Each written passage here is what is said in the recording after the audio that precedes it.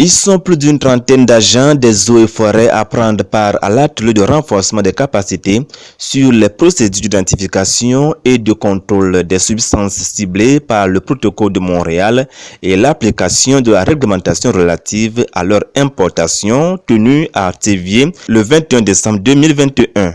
Organisé par le ministère de l'Environnement et des Ressources forestières avec ses partenaires, l'objectif de cette rencontre est de permettre aux participants de maîtriser les substances qui dégradent la couche d'ozone et de connaître leurs sources afin de mieux exercer leur rôle face au secteur. C'est pour les outiller sur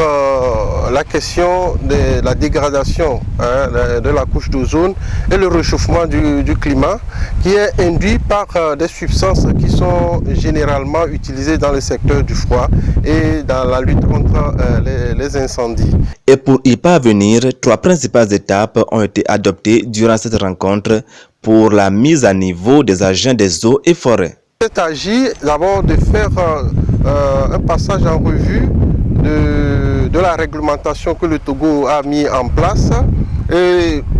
faire le lien entre les substances qui détruisent la couche d'ozone et celles-là qui sont des gaz à effet de serre, la pertinence de cette réglementation et par la suite faire des travaux pratiques pour leur montrer quelles sont les substances qu'on rencontre généralement sur le terrain et comment procéder pour reconnaître ces substances-là. La question du réchauffement climatique est un problème qui préoccupe tant les décideurs, d'où la tenue de la Convention de Vienne et l'importance du protocole de Montréal. Il s'agit de la Convention de Vienne pour la protection de la couche d'ozone et son protocole de Montréal relatif à des substances qui détruisent la couche d'ozone. Il s'agit d'une longue liste de substances dont certaines sont retrouvées sur notre territoire et il s'est agi d'utiliser ces substances de façon efficiente pour que ces substances-là ne portent pas atteinte à la dégradation de l'environnement ni le réchauffement du climat. Ces substances qui sont utilisées dans le secteur du froid sont principalement classées en 2 parties. Il y a certaines qui détruisent la couche d'ozone